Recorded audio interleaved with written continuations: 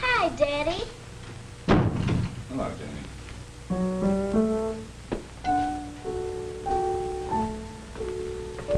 Hello, Ruth. Hello, dear. Tell the children to wash their hands, will you?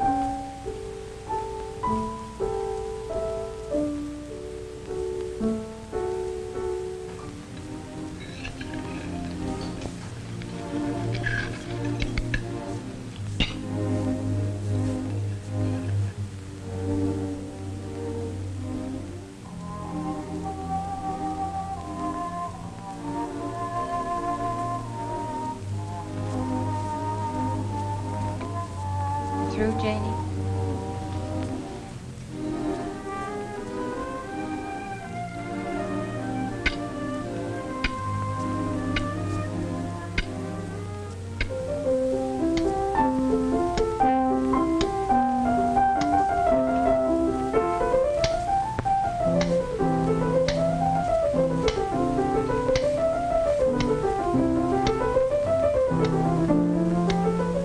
Look, Daddy, it doesn't fall down this time. Yes, son, that's fine. I'll get it, everybody. Hey, look out! Oh, it's Uncle Marty. Hello, Janie. Here you are. Jeez, thanks. Hello, everybody. Hi, Uncle Marty. Oh, Monty, how are you? Say, what are you building there, Jimmy? Bridge. Bridge, eh? Well, looks mighty fine. I was just on my way to the movies, and I thought I'd drop in to see how you were. Oh, I'm all right, I guess. Say, if you and Ruthie wanted to go to the movies, I'd be glad to stay and take care of the kids. Oh, thanks, Monty. You go ahead. I've got a little problem I've got to work out. Yeah. I figured you might after what happened today. Hello, Marty. Hi, Ruthie. Come on, kids. Time for bed. Just a couple minutes, I'll be through this. No. I've heard all that before, many times. Come on, let's pick up these things. Good night, Daddy. Good night, dear. Good night, Uncle Marty. Thanks for the candy. Good night, Janie. Good night, Daddy. Good night, son. Good night, Uncle Marty. Good night, old man. Come on. All right, I am. Well, that's that. Great pair of kids.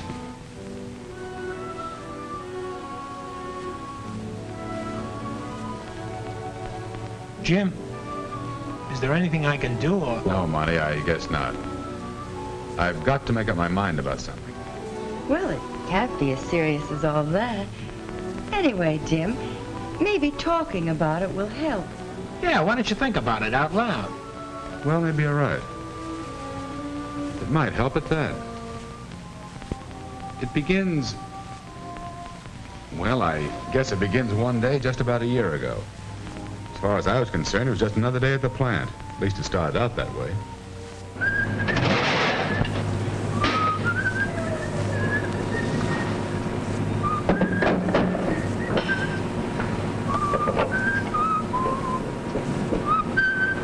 Say, Jim, I wish you'd take a look at my machine.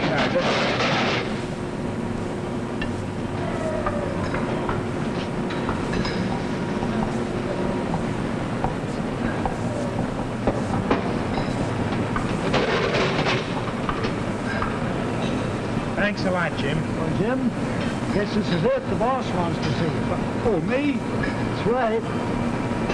Say. What's up, Monty? It looks like Jim's going to be made foreman. No kidding. Well, how do you feel about it? You've been doing a good job, and we think you'll make a fine foreman. I'm certainly going to try to, and thanks for the opportunity. You've earned the job, Jim. And as I said, we think you've got all the makings of a good foreman. Oh, thank you, Mr. Vance. Naturally, you'll be given some special training for the job. You'll learn about the things you're supposed to do and also some things not to do. We'll give you all the help we can, but training can only do so much. Unless a guy's got it, down inside, the natural ability to handle and understand people, all the training in the world's not going to make him an executive. But if he's got the ability, he'll keep on climbing up the ladder. He'll keep on getting promotions no matter where he works. It can be in the factory, the army, or anywhere else. I think I see what you mean, all right. And this foreman's job is your first big step up the ladder. You see, Jim, the company always tries to pick its foreman with an eye to that ladder. Of course, sometimes we make mistakes and pick the wrong man. In other words, we picked you, Jim, because you've got the stuff. Maybe you'll have my job someday. Right, boss? You never can tell. In the meantime, Jim, here are some things that'll give you a lot of information about you and your new job. It covers a lot of subjects you'll be interested in knowing about. You see, Jim, you're now on salary. And there are a lot of advantages and responsibilities that go along with it. They are all here. It also tells about the open door policy.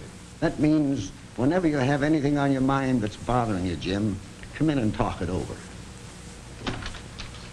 Excuse me, Charlie, but I got a question on this new print here. All right. We were just leaving. Mark, you know Jim Baxter here, don't you? He's a foreman now. Going to take over a crew very shortly. Yeah, I know Baxter. Hope you do as good a job with your gang as John's been doing with his. Have to go some, though. Look at this blueprint. Somebody must be nuts. If I read this drawing right, then we're going to have to change our whole setup again. Well, congratulations, Jim. When do you start? Thanks, Marty. Where are you going to work, Jimmy? You're going to be our boss? The company finally got smart, eh? How do you feel? Oh, thanks, guys. Look, I'll buy you all a beer on the way home. Right. That's a deal. That's all right.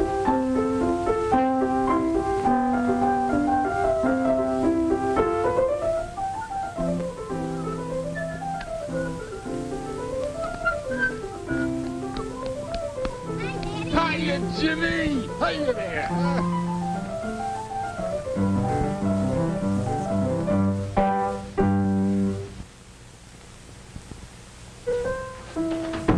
Hiya, Janie! You play Happy Days of Here again? Mommy, look at Daddy did. We're proud of you, Jim. The children and I are awful proud of what happened today. Yeah, I guess I'm a little bit proud myself. You see, honey, well, as the boss said today, it's a big step up. I know it is. I wanted it for a long time. You know I've wanted it and worked for it, too. I mean, like everybody else, I want to get ahead in the world. Make something of myself. For you and the kids. Well, no matter what happened, you'll never make that son of yours any prouder of you than he was today. You should have heard him telling the Smith boy all about it. My father's a foreman, he said. You should have been there. Yeah, he's a great kid. Tell me, Jim, were you surprised when they told you you'd been promoted? No, I knew I was going to get that job. Then when it actually came, I guess I was a little bit surprised at that. But I'm not going to stop there. I'm going to be plant superintendent someday. Yeah, maybe even higher than that. You want to bet? Not me. You know I never bet against a sure thing.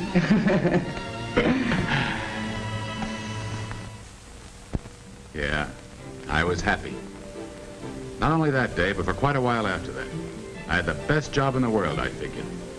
Sure, I wasn't with my old gang anymore, and I missed them. But that didn't bother me too much. Yes, I started out as a foreman in great shape.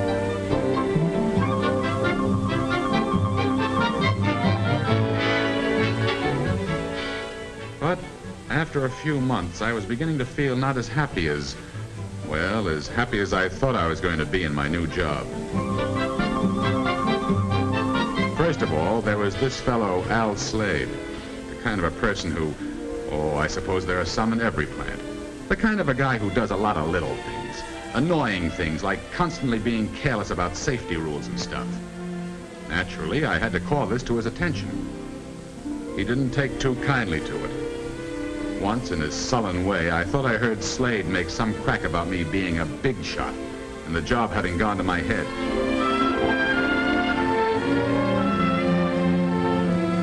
In addition to this, there was the attitude of Taylor, the assistant superintendent. Oh, I know he was a busy man with a big job to do, production to get out, but on a couple of occasions he appeared to be just a little bit too abrupt, a little bit impatient. Anyway, for real or imagined reasons, I began to feel I was right smack in the middle of things, as far as my foreman's job was concerned.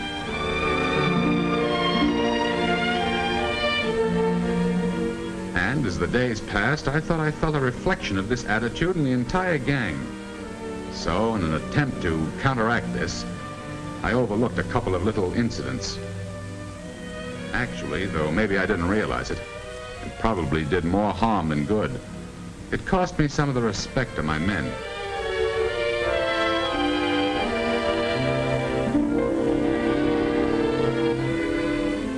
I didn't feel right about the way things were going.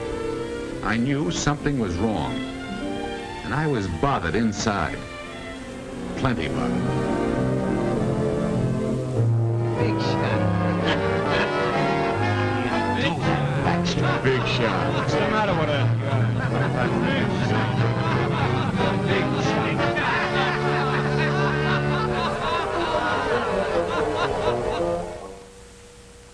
Hey, let's go.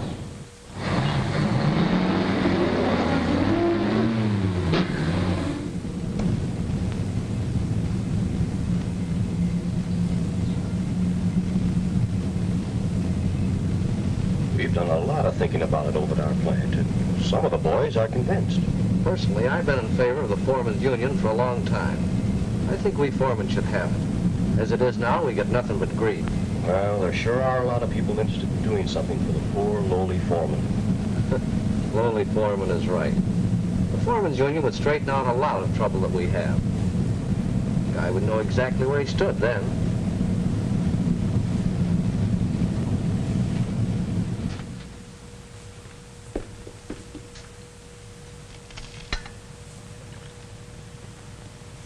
More? Oh, no thanks, hon. Jim? Mm-hmm. Jim, what's been eating you these last few weeks? You haven't been yourself. Oh, nothing. I'm all right. Oh, no, you're not. I can tell. Something's wrong. Is it something that concerns me? Something I've done? Or don't you feel well? Or what is it, Jim? Oh, it's nothing. I'm all right, I tell you. Everything's okay, kid. Really it is. What time's it? You got 10 minutes here. Look, Jim, there's something wrong, and you can't fool me. I don't know what it is, but if there's anything I can do to help, well, that's what I'm for. Is it something to do with your job? Well, yes, it is about the job.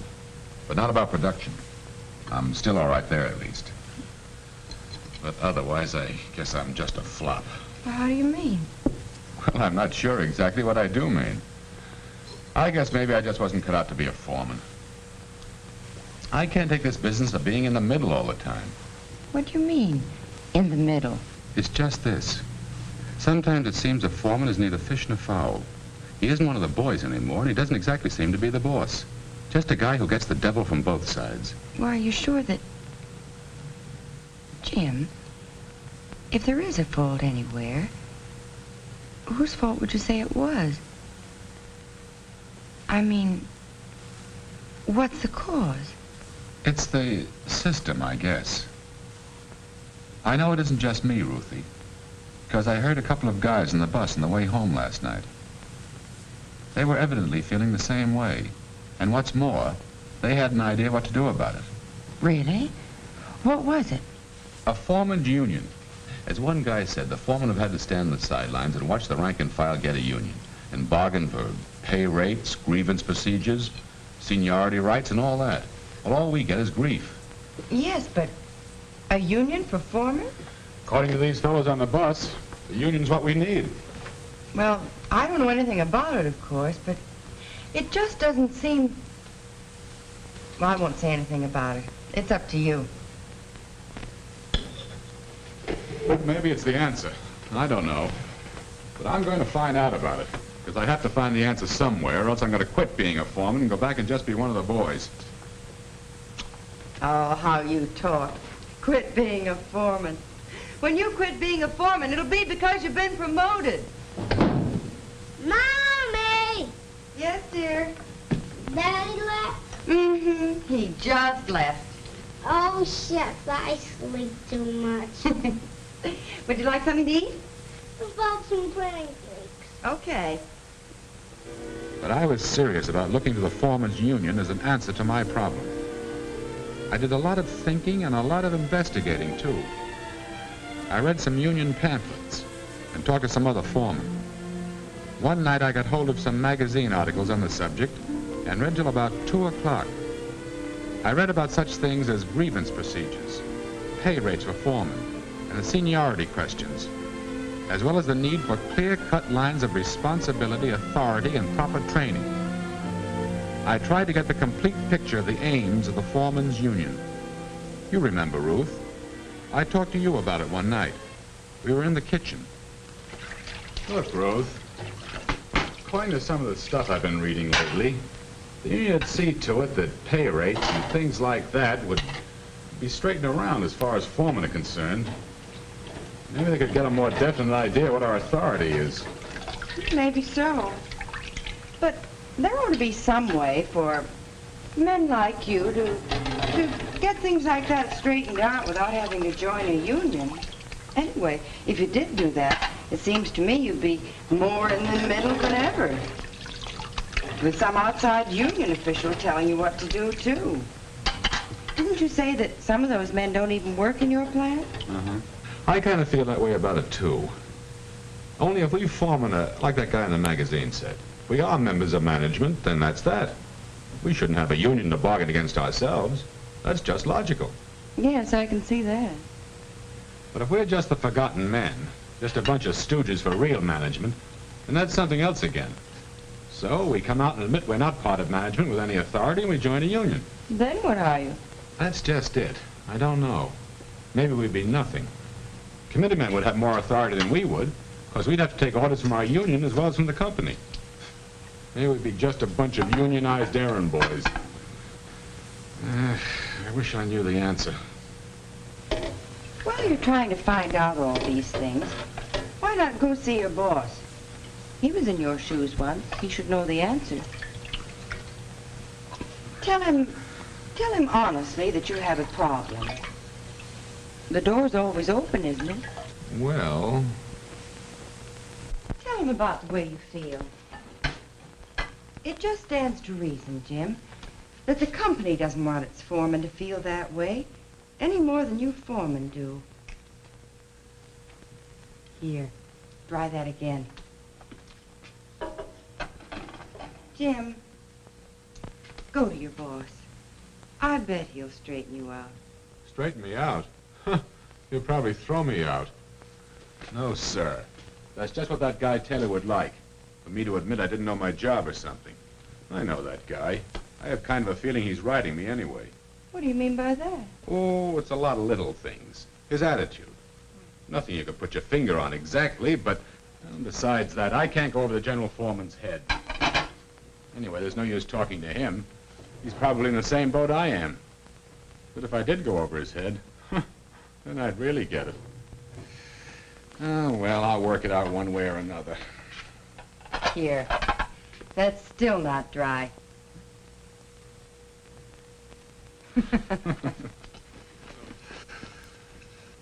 Yes, Jim, I remember the night that you talked about the union business.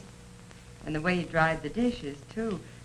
Only I thought that you'd forgotten all about it since then. It's been so long since you mentioned it. Gee, I didn't know you were thinking about a union for foremen. You never said nothing to me about it. I didn't say anything to anyone about it. As you say, Ruthie, I did forget about it for a while. But that was before today. Well, what about today? For a change, everything seemed to be going along swell.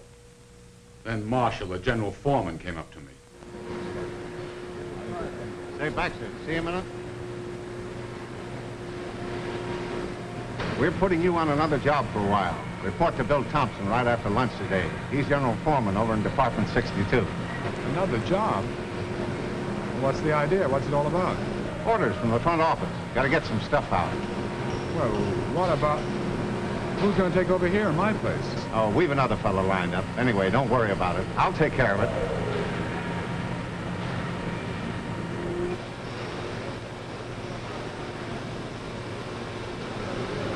What's up, Jim? I was just on my way to the canteen. The General Foreman raising Cain about something? I don't know exactly what's up. I'm being put in another job. I guess they're not satisfied with the way I've been running this one. Ah, don't be. You're doing all right. Everybody knows your crew is still tops in production. I think. Gee, Jim, you don't think they're putting the skids on you, do you? Trying to ease you out? If I thought they were trying something like that, boy, I'd sound off plenty around here. What gave you the idea they might be trying something like that? Ah, forget it, Jim. I'm just talking through my hat. Well, it's just that lately you've been... Ah, forget it, Jim. I'll see you later. But I didn't forget it. In fact, it seemed to me it added up to something. To me, this new job was apparently a demotion, and just about the last straw as far as I was concerned. I was plenty discouraged, and more than a little bit sore, too. And as the day wore on, I began to get even more griped. I couldn't get the idea off my mind that somehow or other this trouble seemed to center around the assistant superintendent. Then, suddenly, I made up my mind. I made up my mind to take this foreman's job and throw it right into the teeth of the assistant superintendent, come what may. Yes, that's what I would do. I decided to take a bull by the horns and quit. But first, there were a few things that I had to say to the assistant superintendent. A few things that I wanted to get off my chest. Yep, that's what I went in to do. By this time, I was in a fighting mood. Listen, Darrell. First of all, I'm going to admit that you've won. So you don't have to pull any more fast moves to get me to chuck my foreman's job. I'm ready to quit it right now and go back to being just one of the boys. At least I knew where I stood then. Well, what in the name of... But before I do, there are a few things I'd like to say to you. I have a feeling that you personally have been gunning for me ever since I took over this foreman's job. Why, I don't know. And what's more, maybe I don't care. The only thing that means is that I could never get anywhere with you riding me all the time. But that's only part of the reason I'm quitting as a foreman. Whatever gave you the idea that I was riding you? I've got more important... Now, just a minute. Let me finish. The main reason I'm throwing in the sponge is because I think the foreman and the plant around here are getting a lousy deal. Maybe the other guys will take it, but I won't. You don't back us up. We don't know where we stand as far as authority is concerned. Oh, the whole thing's a mess. Even the men realize that.